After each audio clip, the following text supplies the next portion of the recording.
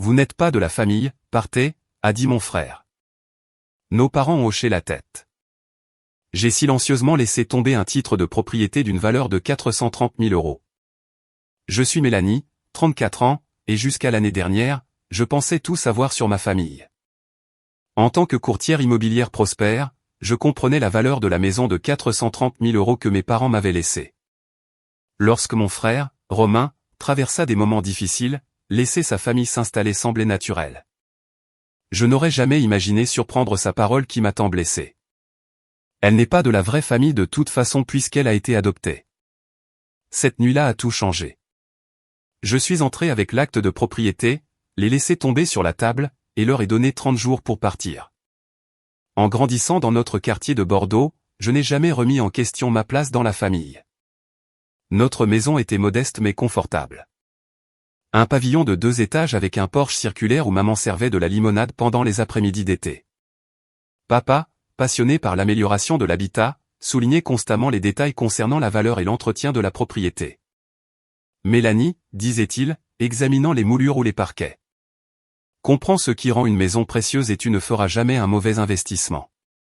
Ces leçons sont restées gravées en moi, me guidant finalement vers ma carrière dans l'immobilier. Romain avait 5 ans de plus que moi, et notre relation était compliquée dès le début. Tandis que j'économisais mon argent de poche et travaillais pendant les jobs d'été, Romain dépensait l'argent dès qu'il arrivait. Sa première entreprise, un service de nettoyage automobile, s'est effondré en 6 mois parce qu'il puisait constamment dans le compte de la société pour des dépenses personnelles. À 23 ans, il avait atteint la limite de 3 cartes de crédit et demandait des prêts à nos parents qu'il ne remboursait jamais. Malgré nos différentes approches de l'argent, nous avons maintenu une relation cordiale pendant la vingtaine. Je me suis concentré sur l'établissement de ma carrière, travaillant 60 heures par semaine pour me faire une place sur le marché immobilier compétitif de Bordeaux. Mon dévouement a porté ses fruits lorsque l'on m'a offert un poste de cadre supérieur dans une agence prestigieuse à Lyon. La décision de déménager n'a pas été facile, mais à 28 ans, je savais que cette opportunité ne se représenterait peut-être pas. Je suis si fier de toi, a dit maman quand je lui ai parlé de l'offre d'emploi. Ton père et moi avons toujours su que tu étais destiné au succès. Papa a acquiescé, même si j'ai remarqué une lueur de tristesse dans ses yeux à l'idée que je déménage à 200 km. Après avoir déménagé à Lyon, je me suis donné pour priorité de retourner à Bordeaux au moins 2 fois par mois. Lors de ces visites, j'ai remarqué des changements subtils chez mes parents qui m'inquiétaient. Papa, autrefois robuste et énergique, bougeait plus lentement, faisant des pauses lorsqu'il travaillait dans le jardin qu'il aimait tant. Maman, toujours la papillon sociale du quartier, semblait de plus en plus concentrée sur les besoins de papa, déclinant les invitations d'amis pour rester à la maison avec lui. Lors d'une visite, maman m'a pris à part dans la cuisine pendant que papa faisait une sieste dans son fauteuil inclinable. Ton père ne l'admettra pas, mais son cœur n'est plus ce qu'il était, m'a-t-elle confié, sa voix à peine audible. Le docteur lui demande de se ménager, mais tu sais à quel point il est têtu. Romain vivait à seulement 15 minutes de nos parents avec sa femme, Sophie, et leurs 2 enfants, Léa et Maxime. Malgré cette proximité, ces visites étaient rares et coïncidaient généralement avec un besoin d'aide financière. Romain était juste là, m'assurait maman lors de nos appels téléphoniques, une note de gaieté forcée dans sa voix. Il a des difficultés avec son prêt ce mois-ci, mais les choses vont s'arranger bientôt. Lorsque la santé de papa a décliné sérieusement, je n'ai pas hésité à prendre un congé de mon travail. Ma patronne, Jessica, a été compréhensive. La famille passe avant tout, Mélanie. Prends tout le temps dont tu as besoin. J'ai loué un appartement meublé près de chez mes parents et j'ai passé mes journées à aider maman à prendre soin de papa, l'emmenant aux rendez-vous médicaux et gérant ses médicaments. Pendant ces 3 mois, Romain n'est venu que 4 fois.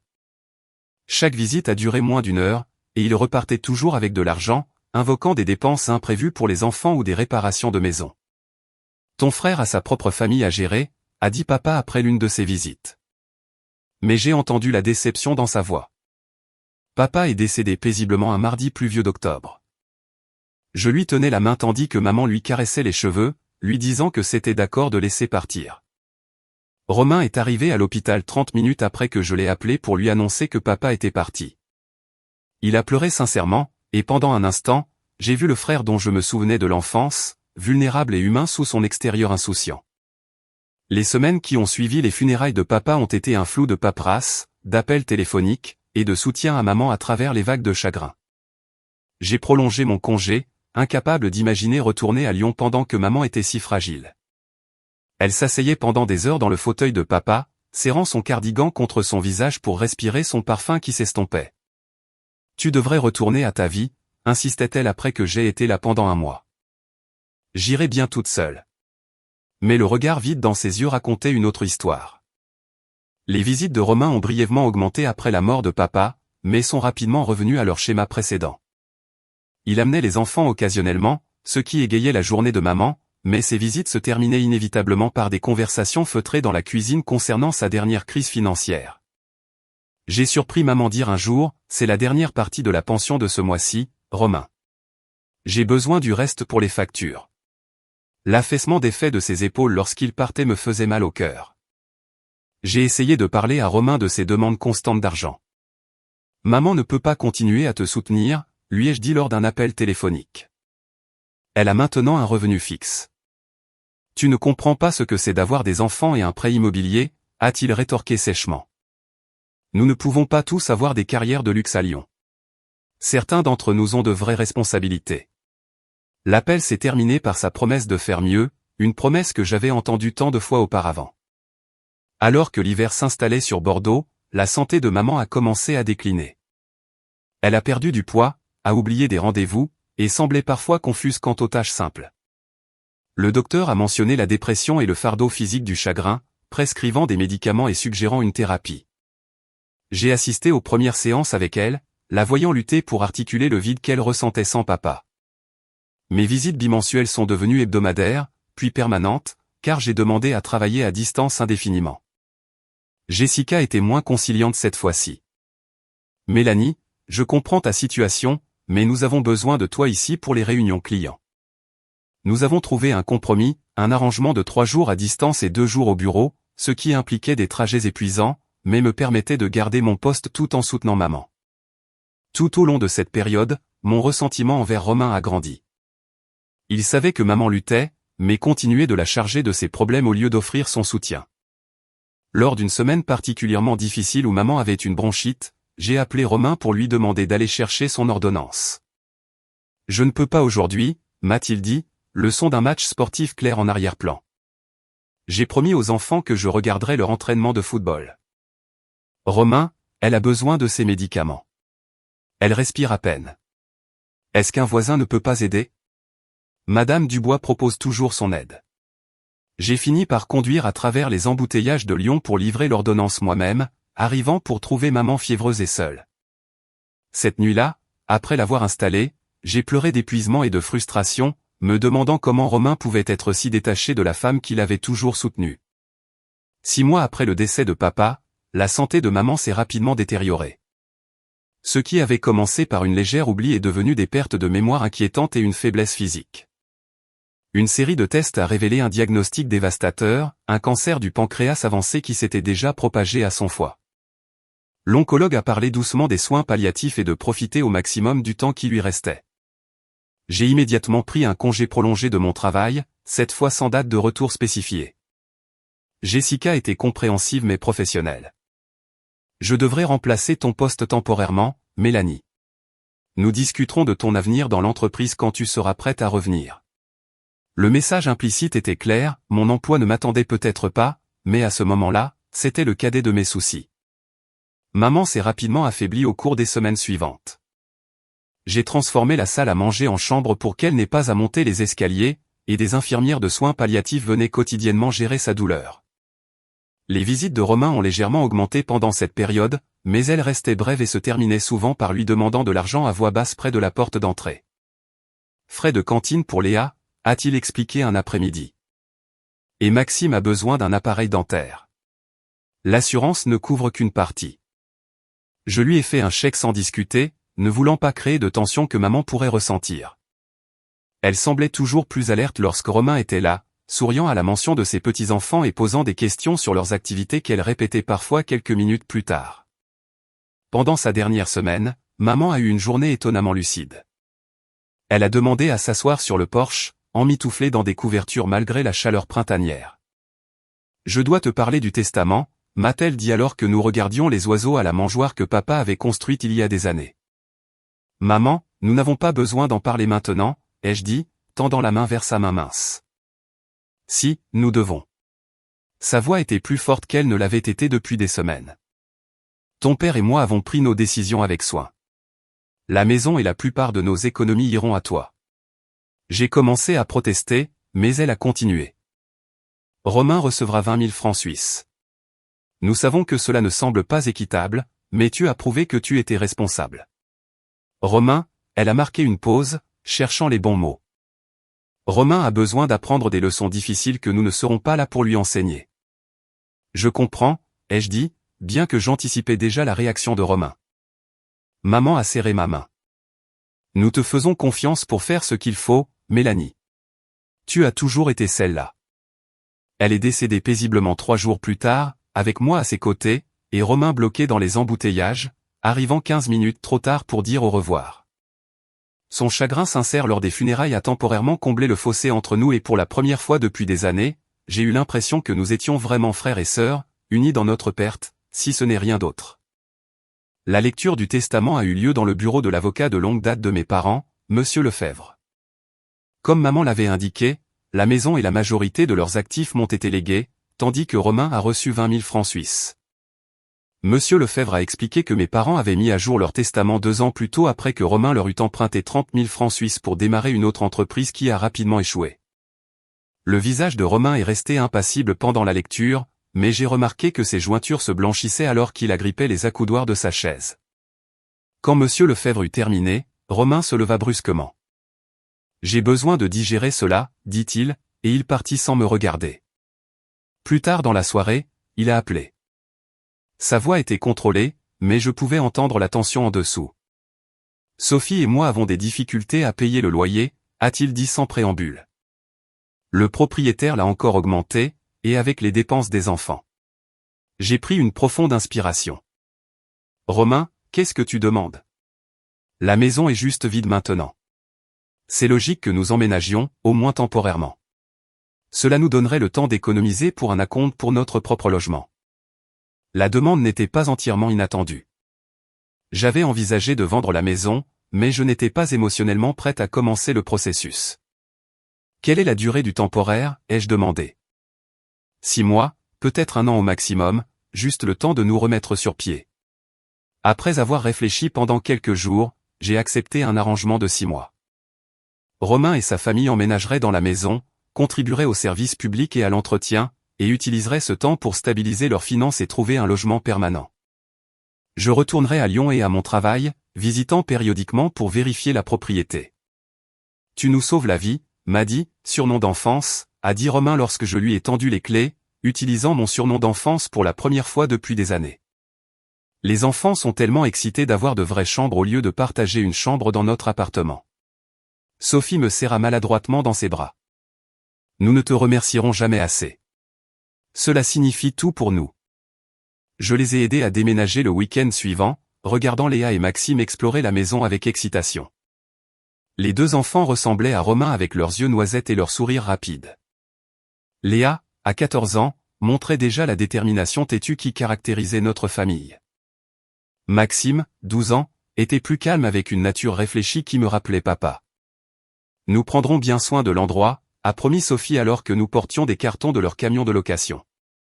C'est une si belle maison. Rappelez-vous juste que c'est temporaire, leur ai-je rappelé doucement. Je vendrai probablement la maison l'année prochaine. Bien sûr, Romain a accepté facilement. D'ici là, nous aurons économisé assez pour notre propre endroit. Les 20 000 francs suisses du testament plus ce que nous économisons sur le loyer devraient nous donner un acompte décent. Je suis retourné à Lyon le lendemain, me sentant à la fois soulagée et appréhensive. Une partie de moi était heureuse que la maison ne reste pas vide, vulnérable au cambriolage ou à la détérioration par négligence. Une autre partie s'inquiétait de confier la maison à Romain, dont le bilan de responsabilité était au mieux discutable. Mon retour au travail s'est mieux passé que prévu. Jessica avait transféré certains de mes clients à d'autres agents, mais avait gardé les plus précieux dans mon portefeuille. Nous sommes heureux de te revoir à temps plein, m'a-t-elle dit lors de notre première réunion. Prends quelques semaines pour te remettre à niveau, et ensuite nous parlerons d'élargir ta clientèle. Je me suis plongé dans le travail, reconnaissante de la distraction de mon deuil et des émotions compliquées entourant l'arrangement avec Romain. Nous parlions chaque semaine au téléphone, de brèves conversations où il m'assurait que tout allait bien avec la maison. Je descendais une fois par mois pour vérifier les lieux, trouvant l'endroit raisonnablement bien entretenu lors de ses visites initiales. Tu vois, a dit Romain lors de ma deuxième visite, en faisant un geste autour du salon. Nous prenons bien soin de ton investissement. Il y avait des jouets éparpillés et de nouveaux meubles que je ne reconnaissais pas, mais rien de préoccupant. Notre investissement, les jeux corrigés. Cette maison compte autant pour toi que pour moi. Il a hoché la tête, mais quelque chose dans son expression m'a mise mal à l'aise. Oui, la famille, la maison, et tout le tralala. Sophie était toujours gracieuse lors de ses visites, offrant du café et me tenant au courant des activités des enfants. Léa a eu d'excellents résultats, a-t-elle annoncé fièrement lors d'une visite, et Maxime a rejoint le club de sciences. Ils s'épanouissent vraiment ici. J'étais sincèrement heureuse pour eux. Malgré ma relation compliquée avec Romain, je voulais le meilleur pour ses enfants. C'est merveilleux, dis-je. Maman et papa seraient si fiers. Alors que je me préparais à partir ce jour-là, Romain a mentionné avec désinvolture, au fait, nous sommes un peu courts pour la contribution au service public ce mois-ci. Maxime avait besoin d'un nouvel ordinateur portable pour l'école. Je rattraperai le mois prochain. J'ai hoché la tête, sans surprise, mais déçu. Assure-toi juste de suivre ce que tu dois. D'accord ? Absolument, a-t-il promis, me raccompagnant à ma voiture.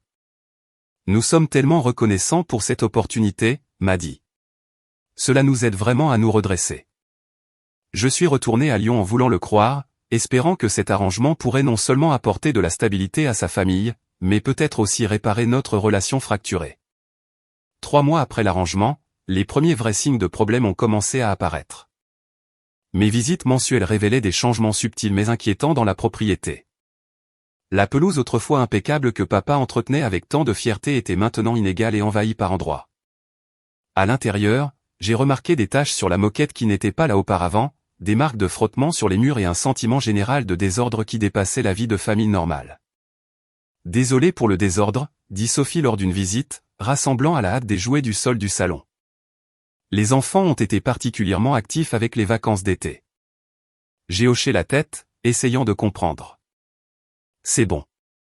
Comment vont les réparations sur le robinet qui fuit dont j'ai parlé la dernière fois ? Romain a levé les yeux de son téléphone. Oh, je n'ai pas encore eu le temps de m'en occuper. J'ai pris des quarts supplémentaires au travail. Ce qui m'a le plus dérangé n'était pas l'état physique de la maison, mais la réalisation que Romain n'avait rien contribué au service public ou à l'entretien malgré notre accord. Quand je l'ai soulevé, il avait toujours une excuse prête. Maxime a eu une urgence médicale, a-t-il expliqué lors de ma visite en juillet. Je voulais être compatissante, surtout lorsqu'il s'agissait des besoins des enfants, mais ces urgences semblaient suspectes de fréquence. Romain, je comprends que des choses arrivent, mais nous avions un accord. Je couvre les taxes foncières et l'assurance, mais tu as promis de t'occuper des services publics et des petites réparations. Et je le ferai, a-t-il insisté, paraissant blessé par mon manque de confiance. Les choses sont juste serrées en ce moment. Tu ne sais pas ce que c'est que d'essayer de faire vivre une famille de 4 personnes avec mon salaire. J'ai retenu la réplique selon laquelle il n'aurait pas dû accepter des conditions qu'il ne pouvait pas respecter. Au lieu de cela, j'ai dit, j'essaie d'être flexible, mais j'ai besoin de voir un effort de ta part. Son expression s'est légèrement durcie. Bien sûr, parce que tout a toujours été si facile pour toi. Lors de ma visite en août, j'ai été troublé de constater que toutes les photos de famille avaient été retirées du salon, remplacées par des œuvres d'art génériques et des photos de la famille de Romain. Lorsque j'ai demandé où étaient les photos manquantes, Sophie a répondu avec désinvolture, « Oh, nous les avons mises de côté pour faire de la place pour nos affaires. Elles sont en sécurité dans des cartons dans le grenier. » J'ai monté les escaliers étroits jusqu'au grenier cet après-midi-là et j'ai trouvé les photos de famille négligemment empilées dans des boîtes en carton, certains cadres fissurés à cause d'une manipulation brutale. Parmi elles se trouvait ma photo préférée de maman et papa à leur 30e anniversaire. Le verre était maintenant couvert de fines craquelures. J'ai soigneusement enveloppé la photo dans un vieux t-shirt et je l'ai ramené à Lyon avec moi, retenant mes larmes tout le long du trajet. Ce même mois, j'ai reçu un appel inquiétant de Madame Dubois, notre voisine de longue date. Mélanie, chère, je déteste te déranger, mais il y a eu des perturbations dans la maison dernièrement. Le week-end dernier, il y a eu une fête qui a duré bien après minuit. Plusieurs voitures étaient garées sur la pelouse, et la musique était si forte qu'elle a déclenché les alarmes de voiture. Une fête, ai-je répété, surprise. Romain ne m'avait pas parlé de recevoir des invités. Oui, et ce n'est pas la première fois. Je ne dirai rien, mais ta mère serait tellement contrariée de voir la propriété traitée de cette manière. Je l'ai remercié d'avoir appelé et j'ai immédiatement téléphoné à Romain, qui a balayé mes préoccupations. Madame Dubois a toujours été une commère, dit-il. C'était juste quelques amis pour un barbecue. Elle exagère tout. Mes appels et messages à Romain ont été de plus en plus ignorés ou répondus des heures plus tard avec des réponses brèves et évasives. Quand je parvenais à le joindre, il était sur la défensive et pressé de mettre fin aux conversations. Sophie, autrefois chaleureuse et reconnaissante, semblait maintenant agacée par mes vérifications et mes questions. Lors de ma visite en septembre, j'ai été choqué de trouver un grand nouveau téléviseur fixé au mur du salon, des trous percés directement dans les boiseries antiques que papa avait soigneusement restaurées il y a des années. Les chambres des enfants avaient été complètement redécorées avec des couleurs de peinture que je ne reconnaissais pas et des affiches attachées au mur avec du ruban adhésif qui écaillait déjà la peinture par endroits. Vous auriez dû me consulter avant d'apporter des changements permanents à la maison, dis-je, luttant pour garder un ton neutre. Romain a levé les yeux au ciel. Ce ne sont que quelques trous de clous, m'a dit. Nous vivons ici, nous ne maintenons pas un musée. Vous vivez ici temporairement, lui ai-je rappelé. Et vous êtes censé économiser pour votre propre logement. Comment pouvez-vous vous permettre un nouveau téléviseur et des meubles si vous ne pouvez même pas payer les services publics? Nous avons eu une excellente affaire, dit-il vaguement. Et ma carte de crédit avait une promotion à 0% d'intérêt. Le stress de la situation a commencé à affecter mon travail à Lyon.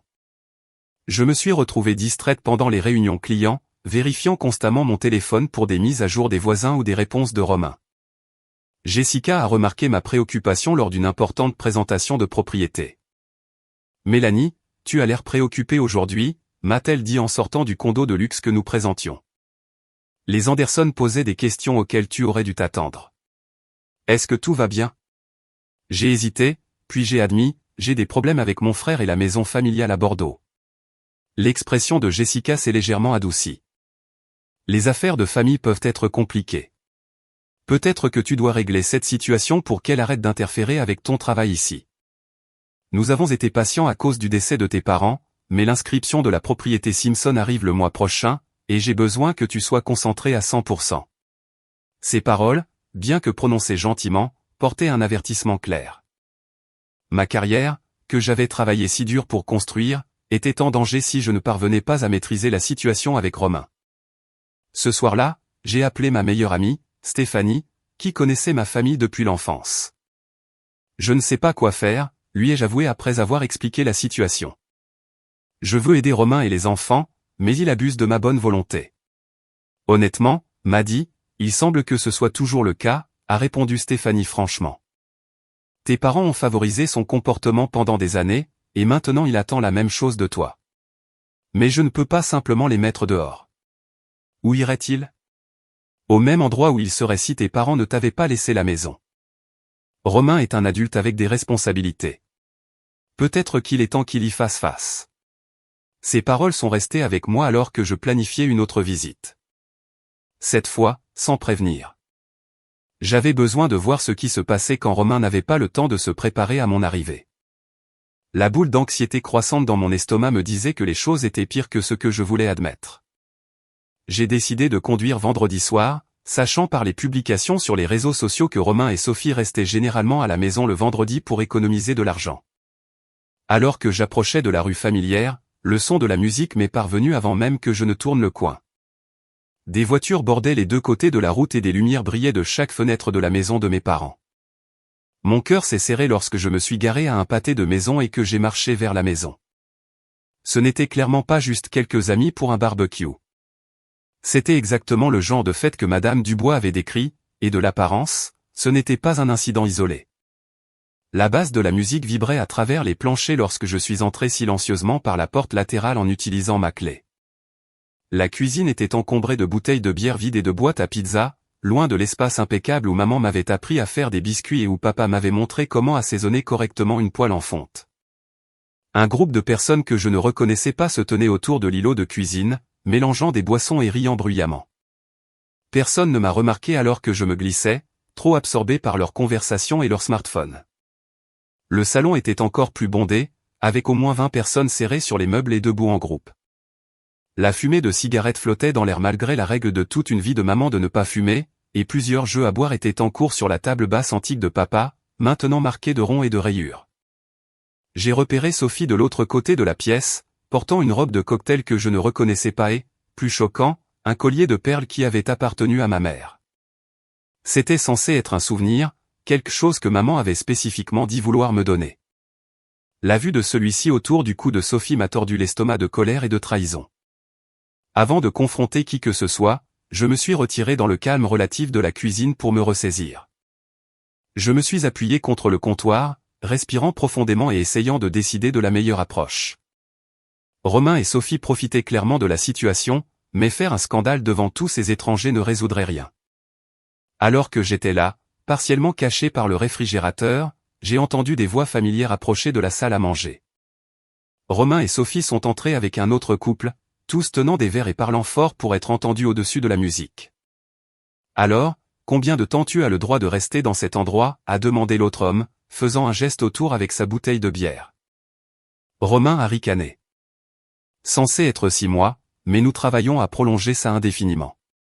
Et ta sœur, a demandé la femme. Elle ne veut pas la vendre, Mélanie? Sophie a levé les yeux au ciel. Elle est trop occupée avec sa carrière d'agente immobilière de luxe à Lyon pour s'en soucier. Elle ne vient qu'une fois par mois pour nous vérifier comme si nous étions des enfants. J'ai pressé mon corps plus profondément dans l'ombre du réfrigérateur, mon cœur battant en écoutant. De plus, a continué Romain, baissant légèrement la voix. Elle n'est pas de la vraie famille de toute façon puisqu'elle a été adoptée. Mes parents avaient juste pitié d'elle. Les mots m'ont frappé comme un coup physique. Adoptée? C'était impossible. Personne ne m'en avait jamais parlé. Pas une seule fois en 34 ans. Vraiment, hit l'autre femme, se penchant avec intérêt. Elle ne le sait pas? Non, Romain a ri. Mes parents ne lui ont jamais dit. Ils allaient le faire quand elle aurait 18 ans, mais ont décidé que cela blesserait ses sentiments ou je ne sais quoi.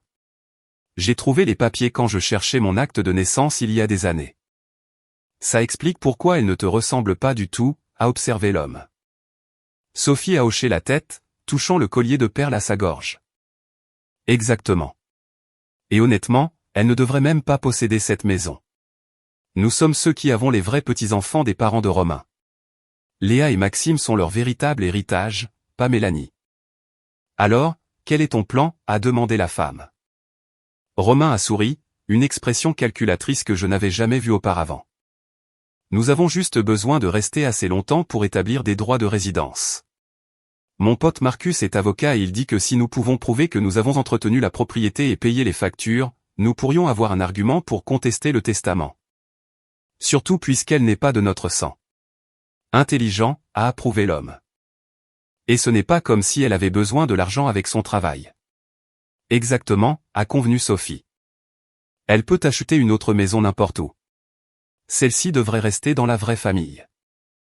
Je n'ai pas attendu d'entendre plus. Glissant silencieusement, je suis retourné par la porte latérale et je suis sorti vers ma voiture, les larmes brouillant ma vision. Une fois à l'intérieur, j'ai verrouillé les portes et laissé l'impact total de ce que j'avais entendu m'envahir. Adopté. Le mot résonnait dans mon esprit, remodelant toute ma compréhension de mon identité et de mon histoire familiale. Il n'y avait jamais eu le moindre indice que je n'étais pas l'enfant biologique de mes parents. J'avais le sourire de maman. Tout le monde le disait. L'amour de papa pour l'architecture et le design semblait être un héritage naturel de ses intérêts. Mais avec le recul, il y avait de petites choses qui prenaient soudainement un sens. L'absence de photos de bébé avant ce qui semblait être environ 6 mois d'âge. La façon dont la famille élargie me regardait parfois avec des expressions que je ne pouvais pas tout à fait déchiffrer. Les commentaires critiques occasionnels de Romain sur le fait d'être le vrai fils lorsque nous nous disputions adolescents. J'ai conduit jusqu'à un hôtel voisin à Genève, me suis enregistré mécaniquement, et je me suis effondré sur le lit. La pièce tournait autour de moi alors que les pièces de ma vie se réorganisaient en cette nouvelle réalité. À travers mes larmes, j'ai appelé la seule personne que je savais qui comprendrait l'ampleur de cette révélation. Stéphanie, ai-je réussi à dire quand elle a répondu. Savais-tu que j'étais adopté? Il y eut une pause, puis un doux « Oh » m'a dit. Non, je ne le savais pas avec certitude, mais je le suspectais. Il y avait des rumeurs quand nous étions enfants. Je n'ai jamais rien dit parce que ça n'avait pas d'importance. Tes parents t'adoraient. Romain le sait, ai-je réussi à dire entre deux sanglots. Il le sait depuis des années et il ne me l'a jamais dit. Et maintenant il dit qu'il a plus de droit sur la maison parce qu'il est leur enfant biologique et que ses enfants sont leurs vrais petits-enfants. C'est une absurdité totale, dit Stéphanie fermement. Nous avons parlé pendant plus d'1 heure. La voix stable de Stéphanie m'a aidé à traiter le choc initial.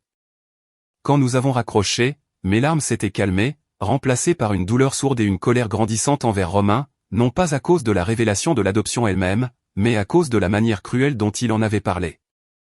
Brandissant cette information comme une arme pour me délégitimer. J'ai à peine dormi cette nuit-là, mon esprit plein de questions. Pourquoi mes parents ne m'avaient-ils pas dit? Avais-je accès à des dossiers sur mes parents biologiques? Est-ce que cela changeait quelque chose légalement concernant mon héritage? Et sous ces préoccupations pratiques, battait la question plus profonde et plus douloureuse, faisais-je vraiment partie de la famille que j'avais aimée toute ma vie? À l'aube, j'ai regardé le soleil se lever sur l'horizon de Bordeaux depuis la fenêtre de mon hôtel, me sentant à la fois perdu et étrangement libéré.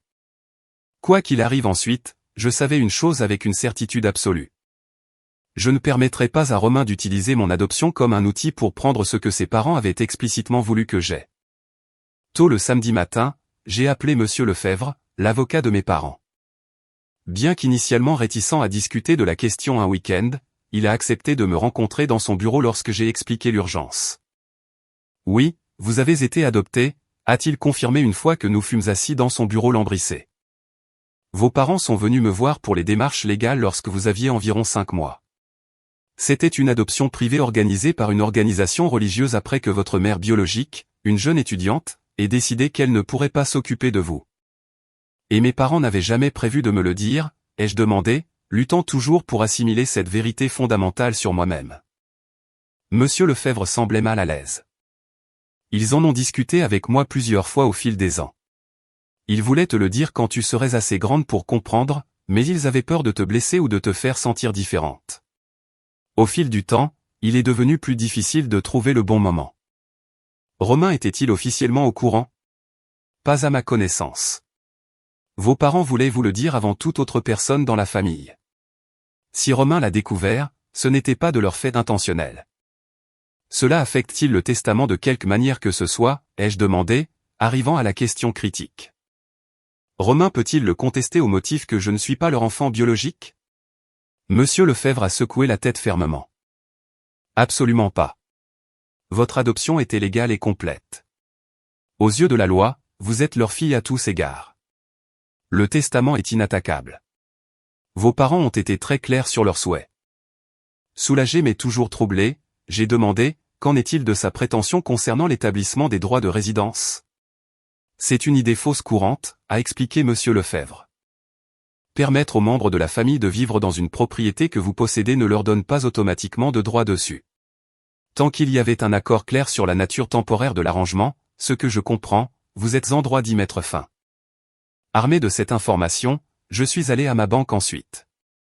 Le coffre-fort contenait des documents importants, y compris l'acte de propriété, le testament de mes parents, et j'ai découvert avec un serrement de gorge une enveloppe scellée avec mon nom écrit de la main de maman.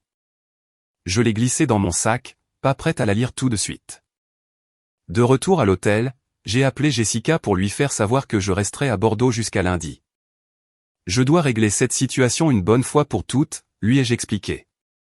Cela affecte mon travail, et ce n'est pas juste pour toi ou l'agence. Prends le temps nécessaire, m'a-t-elle dit, semblant soulagée. Tiens-moi juste au courant. J'ai passé le reste du samedi à élaborer mon plan et à consulter Monsieur Lefebvre sur les étapes légales pour une expulsion formelle si cela devait arriver. Au matin du dimanche, je me sentais préparé, bien que mon estomac soit noué.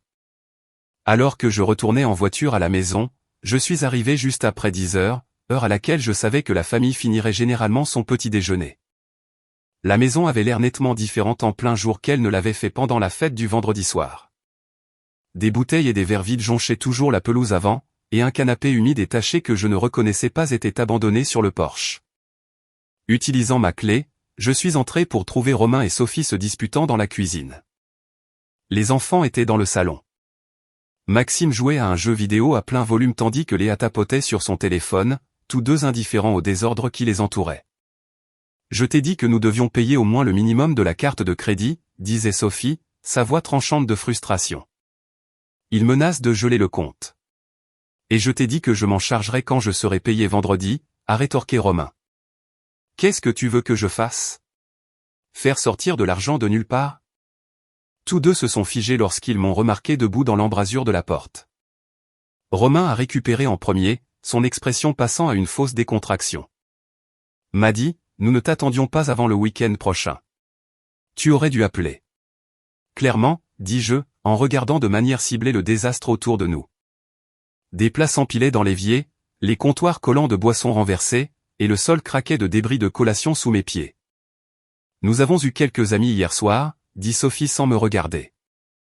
Je portais les perles de maman aujourd'hui. Nous allions juste nettoyer. En fait, j'étais là vendredi soir aussi, dis-je doucement. Le visage de Romain est devenu livide. Tu y étais? Pourquoi n'as-tu pas dit bonjour? Je pense que tu sais pourquoi. Je me suis avancé dans la cuisine, posant mon sac sur le comptoir. J'ai entendu votre conversation avec vos amis à propos de mon adoption, à propos de vos projets de contester le testament. Sophie a immédiatement regardé Romain, qui a tenté un rire dédaigneux. Tu as mal compris. Nous plaisantions après avoir bu quelques verres. Ne fais pas ça, dis-je, ma voix ferme malgré les émotions qui tourbillonnaient en moi. Ne me mens plus, Romain. J'ai parlé à Monsieur Lefebvre hier. Il a confirmé que j'étais adopté, mais il a aussi confirmé que cela n'a absolument aucune incidence sur la validité du testament. Cette maison est légalement mienne. M'a dit, regarde, Romain changeait de tactique. Même si nous avons parlé de contester le testament, nous étions juste frustrés. Tu dois admettre que ce n'est pas vraiment juste que tu aies tout reçu juste parce que tu étais la favorite de papa. Ce n'est pas une question de favoritisme, répondis-je. C'est une question de responsabilité. Maman et papa ont pris leurs décisions en fonction de ce qu'ils pensaient être le mieux pour la propriété familiale. Sophie est intervenue, son ton défensif. Eh bien, ce n'est pas juste pour les enfants. C'est la maison de leurs grands-parents. Ils ont le droit de grandir ici. Non, ils n'ont pas ce droit, dis-je fermement. Ce qu'ils ont, c'est une tante qui est prête à aider leurs parents pendant une période difficile. Une tante dont vous avez parlé dans mon dos, dont vous avez endommagé la propriété, et dont les souvenirs de famille vous êtes appropriés. J'ai regardé directement Sophie, comme le collier de perles de maman que tu portais vendredi soir. Elle est devenue rouge mais est restée défiante. Romain a dit que je pouvais la voir. Il me va mieux de toute façon.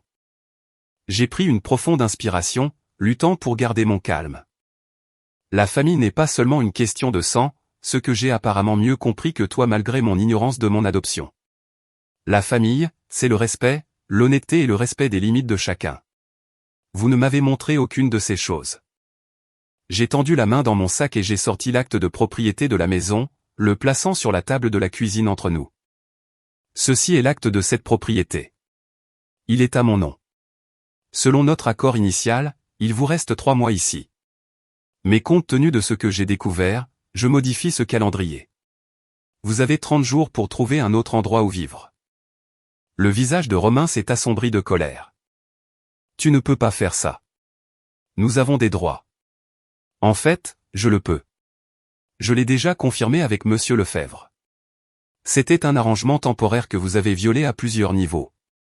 Je suis généreuse en vous donnant 30 jours au lieu d'exiger que vous partiez immédiatement. Et où sommes-nous censés aller, a exigé Sophie, faisant un geste vers le salon où les enfants restaient absorbés par leurs appareils. Tu vas mettre dehors tes propres nièces et neveux. N'essayez pas de me manipuler, dis-je calmement. Vous avez les 20 000 francs suisses du testament, en supposant que vous ne l'ayez pas déjà tout dépensé. C'est suffisant pour un dépôt de garantie et le premier mois de loyer d'un appartement. Vous aviez un logement avant de venir ici et vous en trouverez un autre maintenant. L'expression de Romain est passée de la colère à la panique lorsqu'il a réalisé que j'étais sérieuse. M'a dit, allez. Nous sommes de la famille. Tu ne peux pas simplement nous jeter dehors. C'est intéressant venant de quelqu'un qui a dit que je n'étais pas de la vraie famille il y a 2 jours. J'ai pris l'acte et je l'ai remis dans mon sac. Je reviendrai le week-end prochain avec les papiers d'expulsion formels. Je vous suggère de commencer à faire vos valises et à chercher un nouvel endroit immédiatement. C'est à cause de l'adoption, n'est-ce pas, a dit Romain, sa voix montant. Tu nous punis parce que tu es blessé que maman et papa ne te l'aient pas dit. Ce n'est pas notre faute. Non, ce n'est pas à cause de ça, répondis-je, gardant mon calme. C'est parce que tu as essayé d'utiliser cette information pour me délégitimer et prendre quelque chose qui ne t'appartient pas. C'est à cause du manque de respect que vous avez montré à cette maison et à la mémoire de nos parents. Sophie a commencé à pleurer, bien que la performance semblait calculée. Pense aux enfants, Mélanie. Ils adorent être ici. Ils ont enfin de la stabilité. Ils avaient de la stabilité avant et ils en auront à nouveau, dis-je, imperturbé par ce spectacle. J'ai fait demi-tour pour partir, mais Romain a attrapé mon bras. Tu ne peux pas faire ça. Je ne te laisserai pas faire. J'ai baissé les yeux sur sa main jusqu'à ce qu'il me lâche. Ce n'est pas négociable. 30 jours, Romain. Et si la maison n'est pas dans le même état qu'elle l'était quand tu as emménagé, je déduirai les coûts de réparation de toute somme d'héritage restante. Alors que je sortais, j'ai entendu Sophie éclater en sanglots sincères et Romain donner un coup de pied dans une chaise de cuisine de frustration. Les enfants ont levé les yeux brièvement lorsque je suis passé par le salon. Maxime m'a fait un petit signe de la main que j'ai retourné avec un sourire triste. Une fois dans ma voiture, je me suis permis de trembler, l'adrénaline de la confrontation m'envahissant. J'avais réussi. J'avais tenu tête à Romain et récupéré ce qui m'appartenait de droit. Mais la victoire semblait creuse face au poids de tout ce que j'avais perdu. Le frère que je croyais avoir, les parents à qui je ne pourrais jamais demander mon adoption, et la simple compréhension de ma place dans le monde qui avait été brisée en un seul week-end.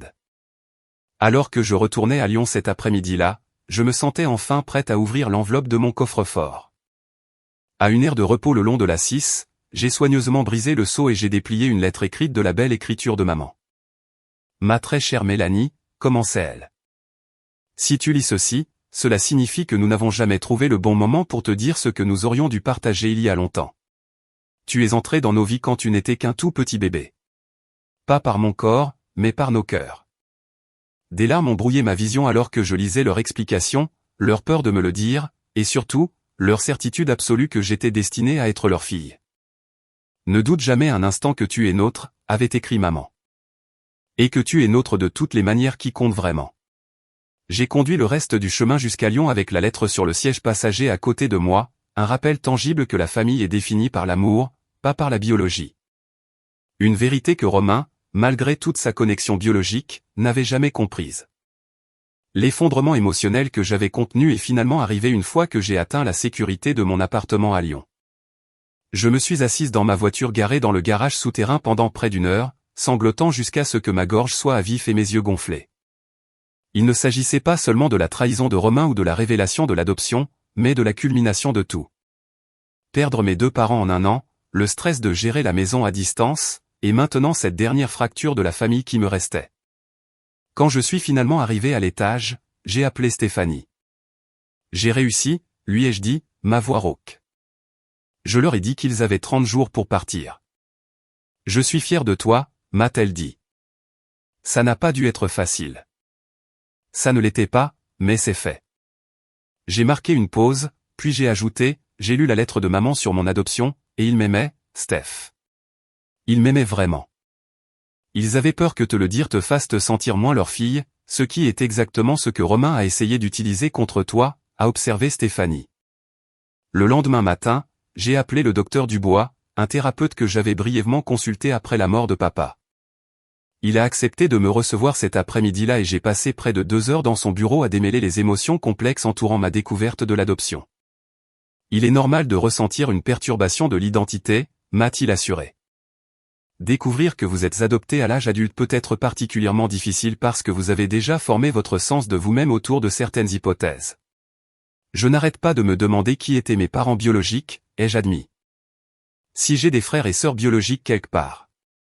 C'est une curiosité naturelle, dit le docteur Dubois. Voudriez-vous essayer de les retrouver? J'y ai réfléchi.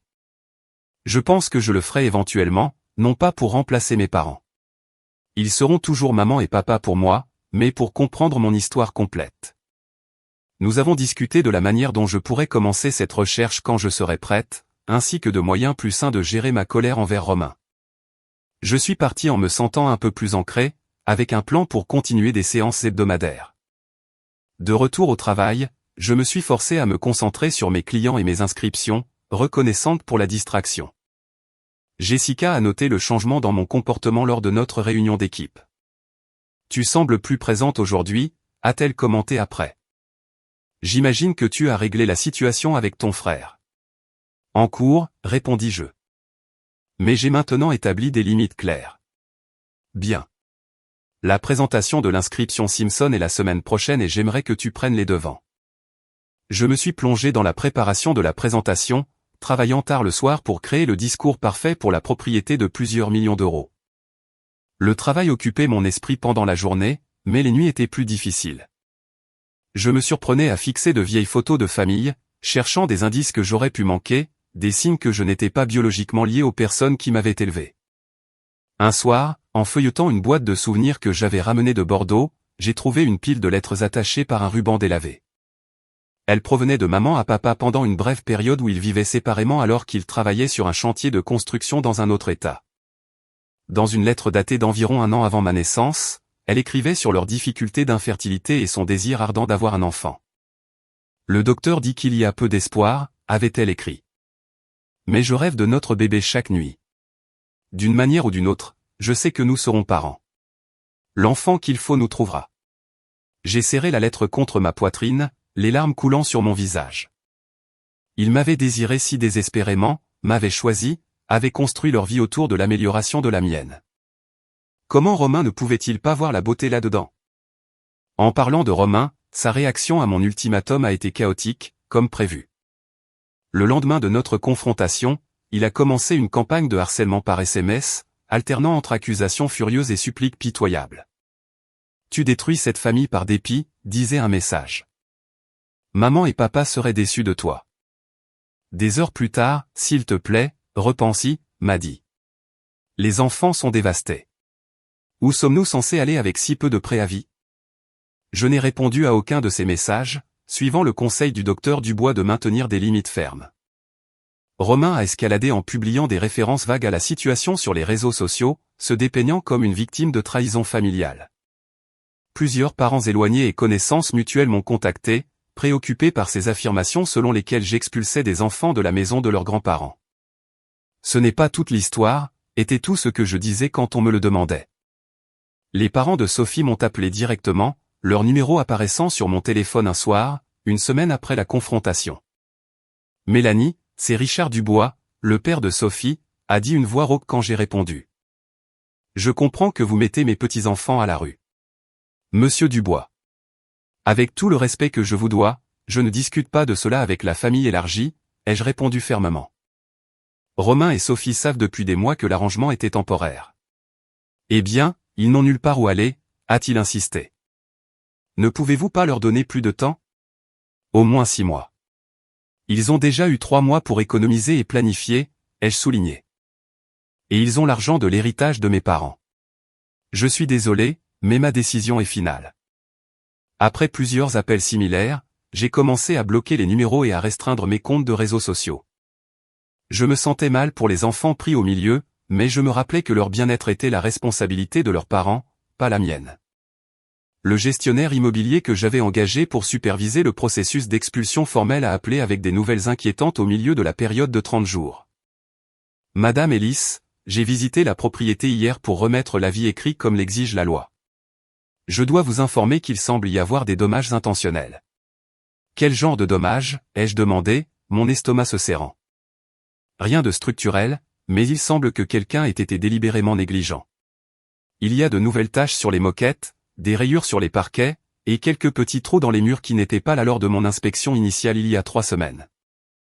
J'ai fermé les yeux, essayant de contenir ma colère. Documentez tout avec des photos, s'il vous plaît. Nous y remédierons lorsqu'ils partiront. Il y a autre chose, a-t-il ajouté avec hésitation. Monsieur Ellis dit au voisin qu'il prévoit de contester l'expulsion au tribunal. Il invoque des droits de résidence établis et un préavis inapproprié. Bien que M. Lefebvre m'ait assuré que ces allégations n'avaient aucune base légale, la menace d'une bataille judiciaire ajoutait une autre couche de stress. J'ai commencé à douter de ma décision. Étais-je trop dur? Aurais-je dû leur donner plus de temps? Étais-je en train de laisser mes sentiments blessés à propos de la révélation de l'adoption obscurcir mon jugement? J'ai appelé Stéphanie dans un moment de faiblesse. Peut-être que je devrais simplement leur vendre la maison à prix réduit, ai-je suggéré. Au moins, je n'aurais plus à gérer tout ça. Absolument pas, dit-elle fermement.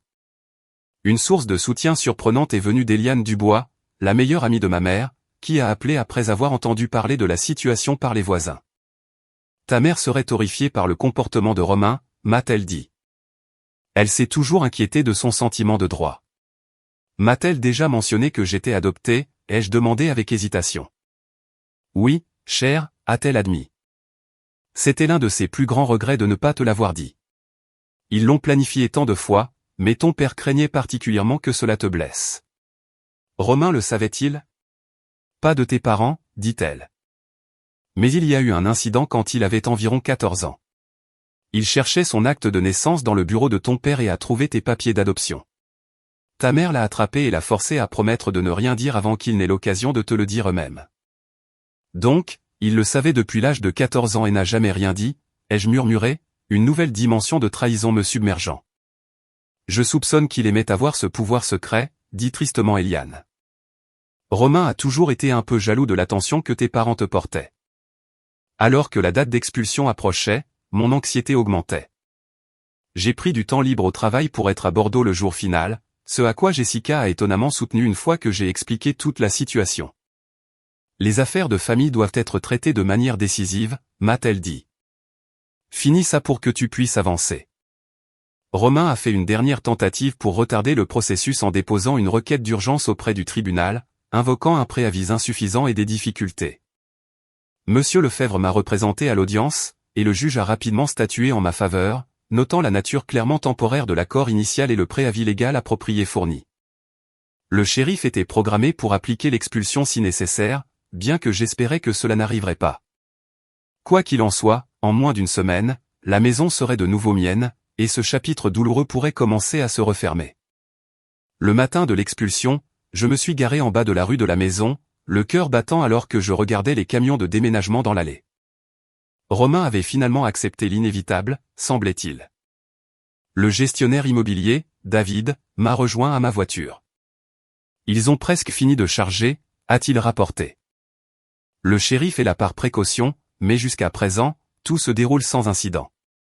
J'ai hoché la tête, soulagée, mais toujours appréhensive.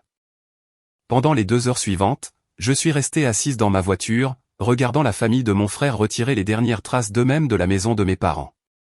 Léa et Maxime semblaient sombres, portant de petites boîtes à une voiture séparée garée dans la rue. Sophie bougeait efficacement, dirigeant les déménageurs, tandis que Romain se tenait dans l'allée, l'air perdu et jetant occasionnellement des regards dans la direction de ma voiture. Quand les camions furent chargés et la famille rassemblée pour un dernier contrôle, je me suis armé de courage et je me suis approché. Le shérif s'est rapproché, attentif à un éventuel conflit. Alors c'est tout, a dit Romain alors que je m'approchais. Tu as gagné. Content maintenant? Cela n'a jamais été une question de victoire, Romain, ai-je répondu doucement. Il s'agissait de respecter les souhaits de nos parents et l'accord que nous avons conclu. Sophie ne voulait pas me regarder, gardant un bras autour de chaque enfant. Léa, toujours perspicace, s'est détachée et est venue me faire un câlin maladroit. Je suis désolé pour le trou dans le mur de ma chambre, a-t-elle murmuré. Maxime a jeté une manette pendant un jeu et papa a dit de ne rien te dire. Je l'ai serré contre moi, mon cœur se brisant pour ces participants innocents des conflits d'adultes. C'est bon. Prends soin de toi, H. Maxime m'a fait signe de la main à côté de sa mère, mais n'est pas venu. Romain a finalement repris la parole, sa voix tendue. Où sommes-nous censés aller maintenant? Es-tu satisfaite de savoir que la famille de ta sœur doit tout recommencer à zéro? Vous ne recommencez pas à zéro, Romain, dis-je calmement. Vous aviez l'héritage, 3 mois de vie sans loyer, et un avertissement suffisant. Je suis désolé que nous en soyons arrivés là, mais vos choix nous ont menés ici. Il a ri amèrement. Bien. C'est ma faute. La parfaite Mélanie ne fait jamais rien de mal. Je suis loin d'être parfaite, ai-je admis. Mais j'en ai fini d'être manipulé par toi. J'espère que tu trouveras un bon endroit pour ta famille. N'ayant plus rien à dire, ils sont partis en voiture, le shérif les suivant pour s'assurer qu'ils quittaient bien la propriété. David m'a donné les nouvelles clés. J'avais fait changer les serrures par précaution et il m'avait laissé seul pour affronter ce qui m'attendait à l'intérieur. Les dégâts étaient pires que ce à quoi je m'attendais. Au-delà de l'usure normale de la vie de famille, il y avait des signes de négligence délibérée et de vandalisme mesquin, des brûlures de cigarettes sur les comptoirs de la cuisine, une longue rayure le long du mur du couloir qui semblait avoir été faite avec une clé. Des dégâts d'eau dans la salle de bain où une fuite avait clairement été laissée sans surveillance pendant des semaines. J'ai parcouru les pièces méthodiquement, photographiant tout à des fins d'assurance et prenant des notes sur les réparations nécessaires. Dans la chambre de Léa, j'ai trouvé le trou dont elle avait parlé, mal dissimulé derrière une affiche. Dans la chambre de Maxime, la moquette présentait une grande tache d'eau de javel qui n'était pas là lors de ma dernière visite. La chambre principale, celle de mes parents, était dans le pire état. Des tiroirs pendaient ouverts, vides, à l'exception de papiers jetés et de vieux reçus. Les portes de l'armoire étaient désenclenchées, et quelque chose de sombre avait été renversé sur la moquette à côté du lit. Je me suis assise sur le bord du matelas nu, submergé par la tâche à accomplir et la malice évidente dans l'état de la maison. Mais en regardant autour de moi, j'ai remarqué quelque chose coincé sous le radiateur, une boîte en bois familière qui avait toujours été sur la commode de mon père. Je l'ai récupérée, surprise par son poids, et je l'ai ouverte pour trouver une collection de photos et de souvenirs de famille que Romain avait apparemment cachés plutôt que de les emporter dans le déménagement. Parmi eux se trouvait une photo que je n'avais jamais vue auparavant, mes parents me tenant bébé, debout à l'extérieur de ce qui semblait être un palais de justice. Le jour de mon adoption, j'ai réalisé, les larmes me montant aux yeux. Ils étaient radieux de joie, maman me regardant avec un tel amour que cela m'a coupé le souffle. J'ai serré la photo contre mon cœur, reconnaissante d'avoir trouvé cette preuve tangible de leur choix de faire de moi leur fille. Au cours des 2 semaines suivantes, j'ai partagé mon temps entre Lyon et Bordeaux, supervisant les réparations de la maison et triant ce qui restait des biens de mes parents. Chaque pièce contenait des souvenirs, certains douloureux maintenant à la lumière des événements récents, mais beaucoup encore chaleureux et réconfortants. Alors que je nettoyais et organisais, j'en suis venu à une décision concernant la propriété. Malgré mon plan initial de la vendre, j'ai réalisé que je n'étais pas prête à me séparer de ce dernier lien avec mes parents. Au lieu de cela, je la louerais temporairement pendant que j'envisagerais des options à plus long terme. Plus surprenant encore, je me suis surprise à penser aux enfants de Romain. Malgré les fautes de leurs parents, Léa et Maxime étaient innocents, et ils étaient toujours ma nièce et mon neveu. Après mûre réflexion et consultation avec Monsieur Lefebvre, j'ai décidé d'utiliser une partie de mon héritage pour créer des fonds universitaires pour les 2 enfants. J'aimerais créer cela de manière anonyme, ai-je expliqué à Monsieur Lefebvre. Je ne veux pas que Romain sache que l'argent vient de moi. C'est très généreux, Mélanie, dit-il. Êtes-vous sûre? Après tout ce qui s'est passé, je suis sûr que les enfants ne devraient pas souffrir pour les erreurs de leurs parents. Avec les réparations de la maison en cours et les projets de location en marche, je suis retourné à Lyon, prête à me concentrer sur ma carrière et ma croissance personnelle. Jessica était satisfaite de mon engagement renouvelé au travail, et l'inscription Simpson dont j'avais été inquiète s'est avérée être l'une de nos ventes les plus réussies du trimestre. Quoi que vous ayez fait à Bordeaux, a-t-elle commenté après la clôture, il semble que cela vous ait donné un nouvel avantage. Vous êtes plus affirmé avec les clients, d'une bonne manière. Elle avait raison. Se défendre contre Romain avait changé quelque chose de fondamental dans la façon dont j'abordais les conflits. La peur de la confrontation qui m'avait amené à accepter ses excuses si longtemps avait diminué, remplacée par un sens plus clair de mes propres limites. Cette nouvelle confiance s'étendait également à mon parcours personnel. Avec les conseils du docteur Dubois, j'ai commencé à faire des recherches sur mon adoption et mes origines biologiques. Le processus était lent et souvent frustrant, compliqué par la nature privée de l'adoption et les années écoulées. Mais chaque petite découverte m'aidait à construire une image plus complète de moi-même. 6 mois après l'expulsion, j'ai reçu un SMS inattendu de Romain. Peut-on parler était tout ce qu'il disait. J'ai envisagé de l'ignorer, mais après en avoir discuté avec le docteur Dubois, j'ai accepté de le rencontrer dans un café à mi-chemin entre Bordeaux et Lyon. Il avait l'air plus mince lorsqu'il est arrivé, avec de nouvelles rides autour de ses yeux qui témoignaient de mois difficiles. « Comment vas-tu » ai-je demandé, gardant mon ton neutre. « Je me débrouille » a-t-il répondu. Nous avons trouvé un appartement à Lausanne. C'est petit, mais ça fonctionne pour l'instant. Les enfants s'adaptent. Et Sophie ? Il a baissé les yeux sur son café. Elle est partie le mois dernier. Elle a dit qu'elle ne pouvait pas gérer la réduction du train de vie. Elle est chez ses parents pendant que nous nous débrouillons. Malgré tout, j'ai ressenti une pointe de sympathie. Je suis désolé de l'apprendre. Ouais, eh bien. Il haussa les épaules. Il s'avère qu'elle s'intéressait surtout au style de vie que tu pouvais offrir. Une fois que c'était parti. Il s'est interrompu, puis m'a regardé directement pour la première fois. Je te dois des excuses, m'a dit. Ce que j'ai dit sur le fait que tu n'étais pas de la vraie famille était cruel et faux. J'étais désespéré et je réagissais mal. J'ai étudié son visage, à la recherche de la manipulation à laquelle j'étais devenu habitué, mais son expression semblait sincèrement pleine de remords. Pourquoi ne m'as-tu jamais parlé de l'adoption ? Ai-je demandé. Toutes ces années, tu savais et tu me l'as caché. Au début, parce que maman m'a fait promettre, a-t-il admis. Plus tard, je suppose que c'est devenu une sorte de pouvoir. Quelque chose que je savais et que tu ne savais pas. C'était mesquin et puéril. Oui, ça l'était, ai-je convenu. Et l'utiliser contre moi quand tu pensais que cela pourrait t'aider à prendre la maison était pire que puéril. Il a hoché la tête, acceptant la réprimande. Je sais. Je ne peux pas annuler cela. Mais j'essaie de faire mieux pour les enfants, si ce n'est rien d'autre.